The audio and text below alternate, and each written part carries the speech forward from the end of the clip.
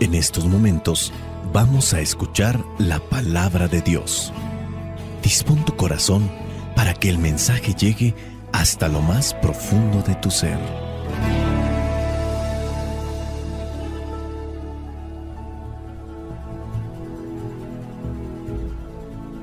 Es necesario alimentarnos para continuar viviendo, porque el hombre no solo vive de pan, sino de toda palabra que sale de la boca de Dios.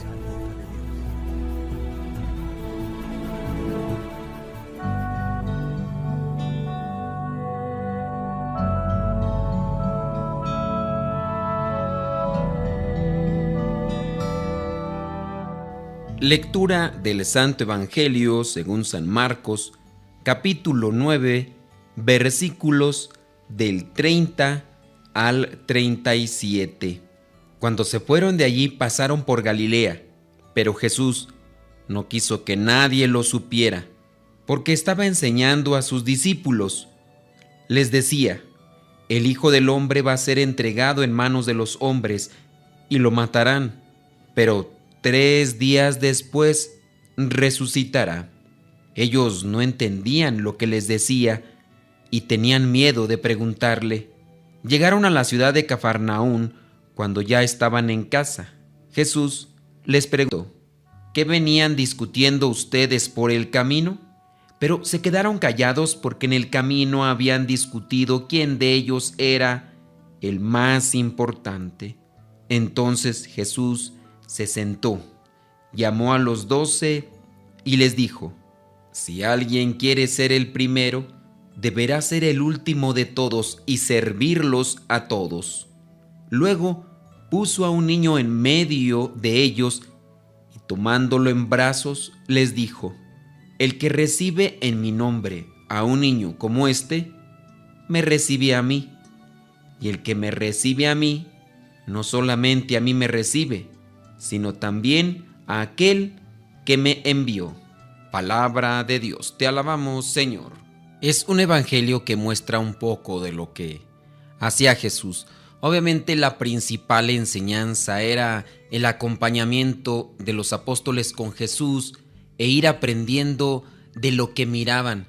Pero aquí en el versículo 31 de este evangelio da a conocer que Jesús instruía, catequizaba a sus discípulos, y decía ahí, porque estaba enseñando a sus discípulos, les decía: el Hijo del Hombre va a ser entregado en manos de los hombres y lo matarán, pero 3 días después resucitará.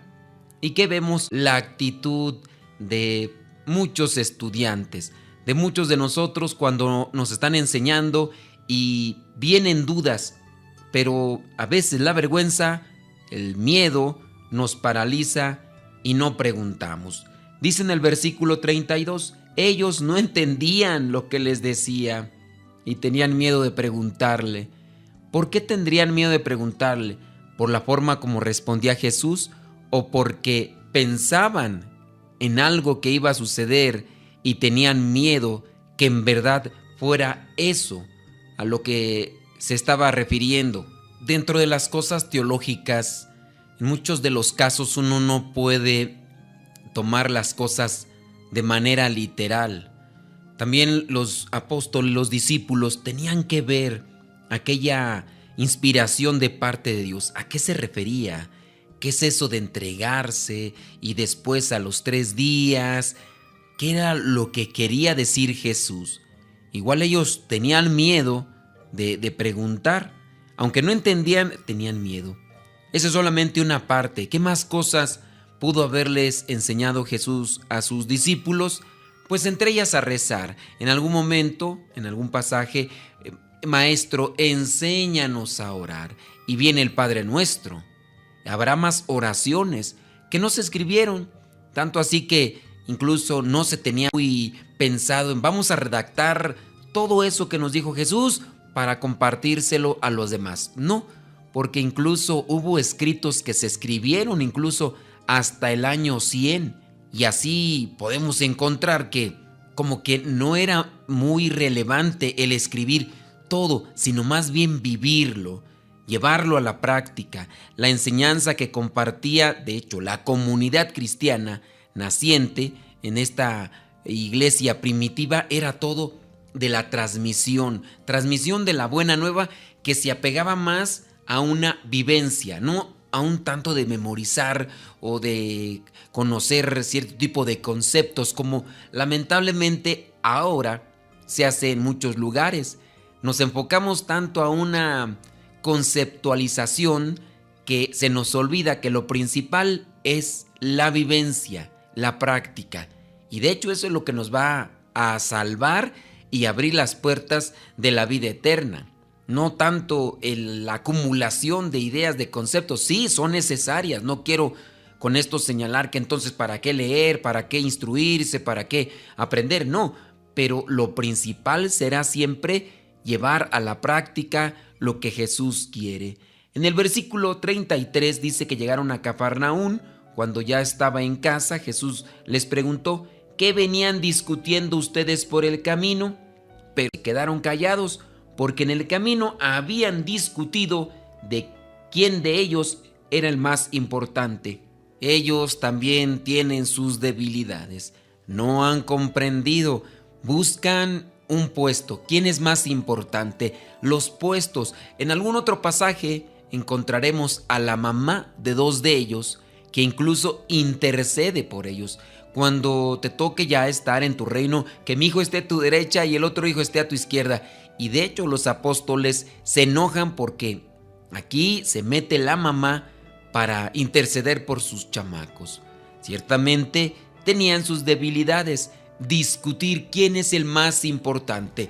Poco a poco irán purificando esta idea los mismos apóstoles. Pero esta es otra enseñanza que, aunque no sea una catequesis, viene a ser una instrucción. ¿Qué vienen ustedes discutiendo en el camino? Se quedaron callados porque en el camino discutían quién de ellos era el más importante. Jesús se sentó, llamó a los 12 y les dijo: si alguien quiere ser el primero, deberá ser el último de todos y servirlos a todos. Esta es una enseñanza de vida, una enseñanza de humildad, de servicio, de disponibilidad, algo que Jesús está haciendo constantemente. ¿Cuánto tiempo debe de durar la enseñanza? Toda la vida, todo el tiempo en que Jesús estuvo con ellos, estuvo enseñándoles, e incluso después de la resurrección, camina con ellos todavía 40 días antes de la ascensión. 40 días en los que está queriendo que ellos asimilen. No así, cuando viene la ascensión, les dice que se vayan a Jerusalén, que ahí tendrá la llegada el Paráclito, el Defensor, y Él seguirá enseñándoles todas aquellas cosas que Él no les puede decir porque es mucho lo que tengo que enseñarles, pero ustedes no van a asimilar. Bueno, pues a enviar al Espíritu Santo, que les dará a conocer todo lo que yo les he dicho y todo lo que les quiero decir, porque al final de cuentas la unidad allí cuenta mucho. ¿Cuánto nos dejamos instruir por Dios? ¿Qué tanto nos acercamos a Él para que nos instruya? Aquí yo hago una reflexión. Fíjense que, en cierto modo, nosotros cometemos errores, porque hay muchas personas que están en grupos parroquiales, en grupos de iglesia, y el hecho de que hayan participado de un retiro y después haberse integrado ya a un grupo de servicio, piensan que ya es innecesaria la instrucción, porque como ya están en servicio, piensan que ese es el objetivo principal, servir. Y no, ese debe ser un fruto de la evangelización, porque servir lo puede hacer cualquier persona. Digo, lo puede hacer cualquier persona si tú le pides un favor: oye, ¿podrías hacer esto? Y la persona podría decir: sí lo hago, pero nomás una vez, no quieres que lo haga para toda la vida. Pues hay grupos y hay personas que lo hacen solamente por un rato, porque después conocerán el lado humano de la iglesia, el lado humano como el de estos apóstoles, que iban discutiendo quién era el más importante.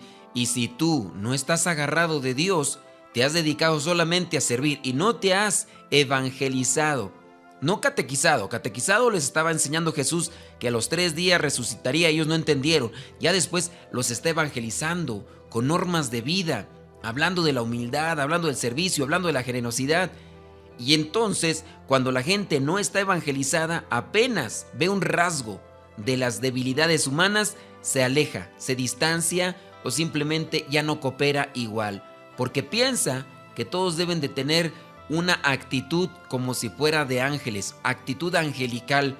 Y es una verdad, todos cargamos con esas debilidades humanas que en muchos de los casos pueden decepcionar a las personas que nos rodean o nos pueden llevar a decepcionarnos nosotros mismos. Yo te invito a ti que estás en un grupo, no dejes de evangelizar. No pienses que porque ya tienes 3, 4, 10 años o 15 metidos en un grupo, no pienses que no necesitas de la evangelización. Más aún, porque vendrá cansancio, vendrá la monotonía, la rutina. ¿Cuántos años llevas en el grupo? ¿Cuántos duraste? Conoce una persona que a lo mejor estuvo 5 años, estuvo 10 y ya después simplemente se alejó y no dijo ni adiós. Es más, caso triste, ¿no? Pero hay personas que después de haber estado sirviendo mucho tiempo, se alejan y ya después ni avisaban. Ya no se acercan a los sacramentos. Y en otros casos todavía más graves, son de las personas que critican demasiado, juzgan demasiado a la iglesia por el hecho de suponer que conocen a la iglesia. Sí, conocerán algunos aspectos de la iglesia, pero se les ha olvidado la misericordia que debemos de tener para con unos y otros. El último versículo llega a decir que recibe en mi nombre a un niño como este, me recibe a mí. Y el que me recibe a mí, no solamente a mí me recibe, sino también a aquel que me envió. Recibir a Jesús es recibir al Padre y al Espíritu Santo. Que en el nombre de Jesús podamos todos acercarnos mutuamente, ayudarnos mutuamente, y que así como Jesús tiende a acercarse a aquel niño, tomarlo en brazos, darle cariño, darle amor, que también nosotros recibamos a las demás personas, no importa si es un niño o no, pero que podamos recibir en nombre de Jesús para darles una palabra de consuelo, de esperanza. Si en su caso necesita de algún bien material, que podamos tenderle la mano para que no se vaya necesitado o solo, que podamos pues ser hermanos unos con otros. Si el mundo cambia este pensamiento, si todos llegamos a tener este mismo ideal, que no sea solamente una utopía, sino que sea una realidad, que encarnemos pues todo esto en nuestras vidas para que las personas que no creen en Cristo comiencen a creer. Que el Espíritu Santo nos ilumine, nos ayude y nos dé todo lo que necesitamos para verdaderamente asentar el reino de los cielos entre nosotros. La bendición de Dios Todopoderoso, Padre, Hijo y Espíritu Santo, descienda sobre ustedes. Se despide el Padre Modesto Lule de los misioneros servidores de la palabra. Recuerda que si quieres recibir este evangelio, esta reflexión en tu celular, es muy sencillo. Solamente tienes que descargar una aplicación muy parecida al WhatsApp. Esta aplicación se llama Telegram. La descargas y ya cuando le configures tu número, porque es igual que el WhatsApp, puedes buscar grupos. Y entre estos grupos yo te invito para que busques el grupo que se llama Evangelio MSP o Evangelio Misa. Te unas, es un grupo privado, solamente nosotros los administradores podemos ver los números que están en ese grupo y nadie más podrá escribir ni nadie más podrá ver tu número. Busca Evangelio MSP o Evangelio Misa en esta aplicación de Telegram, te unes y ahí te llegará el Evangelio todos los días.